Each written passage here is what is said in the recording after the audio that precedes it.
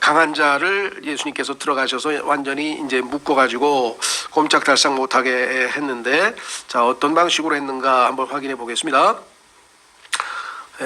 히브리서 2장 14절.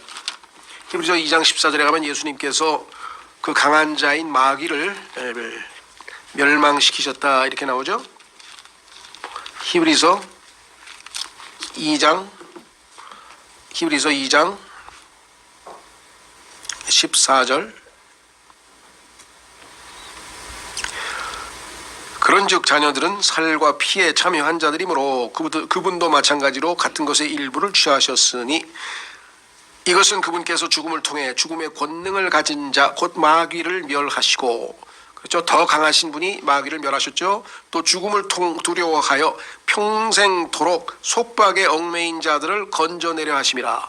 그래서 강한 자를 더 묶어놓고 다 가지고 빼앗아 나오신 예수 그리스도의 모습을 우리가 보고요, 이 내용을 정확하게 더 실감나게 묘사하고 있는 장면이 다름 아닌 골로새서 2장입니다.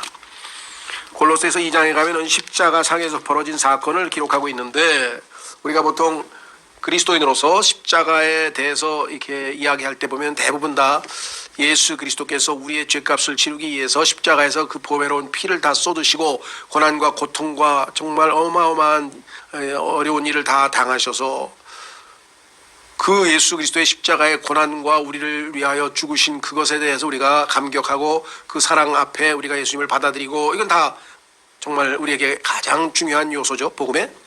그런데 하나님에게 있어서는 더 어떤 의미에서 보면 더 중요한 요소가 있어서, 그것은 뭐냐, 그때까지 이 세상 신으로 군림하면서 이 세상의 왕으로 군림하면서 이 땅에 있는 모든 것을 좌지우지하고 있었던 그 악한 자를 묶어서, 그렇죠, 그 악한 자에게 속박이 되어 있던 우리 같은 사람들을, 죄인들을 다 구출해 내셔야 할 책무가 있으신 거 아니에요.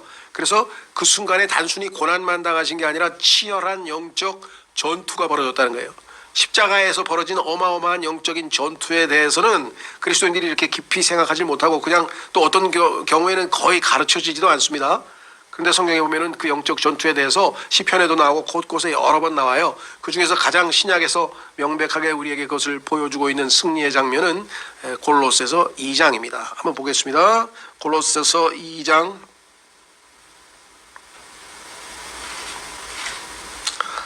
찾으셨습니까? 예, 9절부터 보시면은요, 예수님을 이렇게 소개하고 있습니다.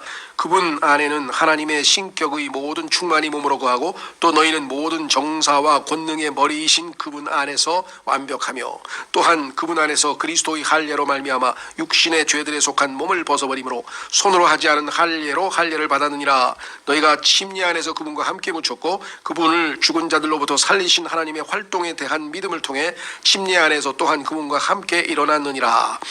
또 너희의 죄들과 너희의 육체의 무할례 가운데서 죽었던 너희를 하나님께서 그분과 함께 살리시고 너희의 모든 범법을 용서하셨으며 우리를 대적하고 우리를 반대하던 규례들을 손으로 기록한 것을 지우시고 그것을 길에서 치우사, 그 다음에 뭐라 했습니까? 그분의 십자가에 못 박으셨으며, 그래서 우리가 율법으로부터 해방됐다는 말씀을 했고, 15절이 이제 영적인 측면에서의 십자가 사건, 정사들과 권능들을 벗기사 십자가 안에서 그들을 어떻게 했다고요? 이기시고, 그 영적 전쟁에서 이기시고 공공연히 그들을 구경거리로 삼으셨느니라. 자, 우리말 성경에서는 정사들과 권능들을 벗기사 이렇게 벗겼다라고 번역을 했는데, 제가 볼 때는 이건 조금 의미가 전달이 잘 안 돼요. 여기에 벗겼다는 얘기는 뭐냐면 노략질했다는 뜻이거든요. 다 빼앗았다. 전쟁에서 승리하면 그 적들이 가지고 있는 물건을 다 빼앗잖아요. 그렇죠. 여기서 스포일드라고 하는 단어가 여기 지금 나와 있는데, 스포일드는 뭐냐면 강한 자를 묶고 그가 가지고 있던 모든 재산과 모든 것들을 다 빼앗아 온다는 뜻이에요. 그러니까 예수님께서 마귀가 가지고 있었던 우리 죄의 종들, 우리 죄인들을 포로로 예수님께서 다 빼앗아서 그들을 데리고 포로로 사로잡아서 위로 올라가셨다고 성경에 써 있잖아요. 그렇죠. 그러니까 이 전쟁에서 승리하심으로 우리가 마귀의 종이요 포로로 돼 있던 우리를 예수님께서 다 데리고 오실 수 있었다는 얘기입니다. 그래서 여기서 벗긴다는 표현이 번역이 너무 어색하니 그렇지만 정사들과 권능들에게서 빼앗으사, 이렇게 이 노략물을 취하셨다 이런 뜻입니다. 단어 그 자체의 의미는 노량물로 취하셨다 그랬습니다. 성경에 보면 예수 그리스도의 재림에 대해서 여러분 자주 언급되죠. 도둑처럼 예수님께서 말씀하시기를 도둑처럼 오신다 그래. 그렇죠. 도둑은 남의 집에 막 들어가죠. 들어오라는 소리도 안 했는데 들어가서 꽉 묶어버리고 지금 예수님께서 도둑처럼 이 마귀를 다 빼앗아 마귀가 가지고 있던 모든 것을 빼앗아 왔는데 그 중에서 우리의 혼이죠. 우리가 바로 거기에 해당이 됩니다. 그래서 데살로니가 전서도 그렇고 베드로 후서도 그렇고 계시록도 그렇고 곳곳에서 이 예수 그리스도께서 재림하시는 장면을 도둑처럼 오신다는 표현을 했고 그런 것 아마 성경에서 여러 번 읽으셨죠. 그 예수님은 자기가 도둑이라고 하는 이름을 우리가 볼 땐 도둑은 나쁜 건데 예수님께서 왜 자기를 도둑에다가 거기다가 비유적으로 얘기를 하셨을까? 도둑은 몰래 와서 그렇죠. 아무도 모르는데 몰래 와서 남의 집에 들어가는 거잖아요. 그런 의미에서 예수님은 마귀가 가지고 있던 이 세상에 몰래 와서 마귀의 집으로 들어가서 마귀가 장악하고 있던 모든 우리의 빼앗은 혼들을 다 훔쳐왔으니까 그런 의미에서 예수님은 도둑으로 비유가 되는 것이겠죠. 얼마나 상징적인 거 아니? 예수님께서 십자가에 달리셨을 때 양쪽에 달린 자들이 누구였습니까? 도둑이었잖아요. 강도와 도둑 사이에 예수님께서 달리셨어요. 왜? 예수님도 도둑이셨으니까. 무슨 말이 이해가 되세요?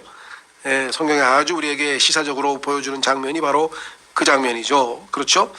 자, 그래서 우리도 이제 마귀의 집에 묶여 살다가 예수님이 오셔서 우리를 더 강한 자가 오셔서 우리를 데리고 가셨다. 그러니까 예수님은 더 강하신 분이죠.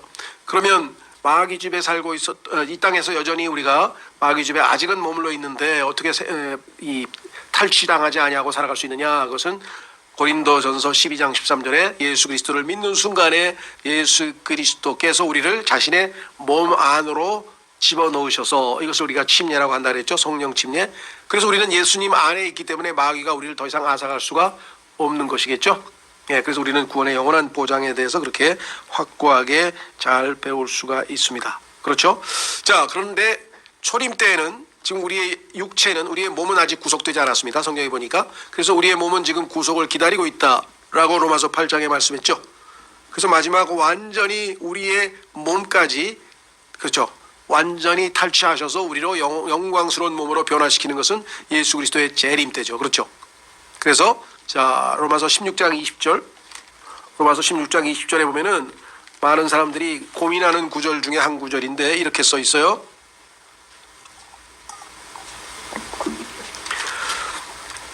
평강의 하나님께서 곧 사탄을 너희 발밑에서 상하게 하시리라.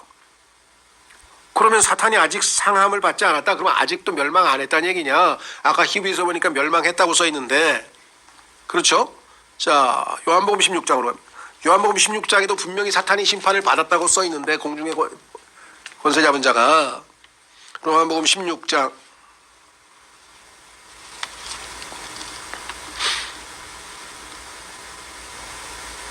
찾았습니까?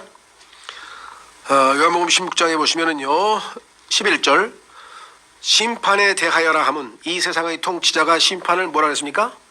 받았기 때문이라.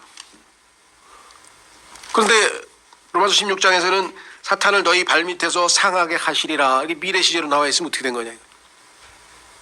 그래서 이거 지난번에도 이해하실 수 있도록 쉽게 설명을 해드렸는데 이런 거죠. 소위 말하면 심판은 십자가상에서 이루어져서 마귀가 영원한 불못으로 던져져서 하나님의 심판을 받았어요. 그런데 우리도 그렇죠. 사형 언도를 받은 다음에 그 사람 바로 데려가서 사형시키는 거 아니잖아요. 일단 감옥에 넣었다가 때가 되면 사형 집행 날이라는 게 정해져 있잖아요. 그래서 어떤 사람은 뭐 1년 후에 어떤 사람은 뭐 심지어는 뭐 몇 년, 10년 후에 사형당할 수도 있고 그러니까 사형 나가는 그 이 집행일은 다르죠. 그래서 예수님께서 재림하셔서 지상에 오셨을 때가 마귀를 불못에 던지시는 집행일이고 그때까지는 지금 심판은 받았지만 여전히 어때요? 이 현재 그렇죠? 우는 사자처럼 삼킬 자를 찾기 위해서 지금 제한된 범위 내에서 지금 자신의 그 최후의 소위 말하면 발악을 지금 하고 있는 장면이다 이렇게 얘기하시면 되겠어요.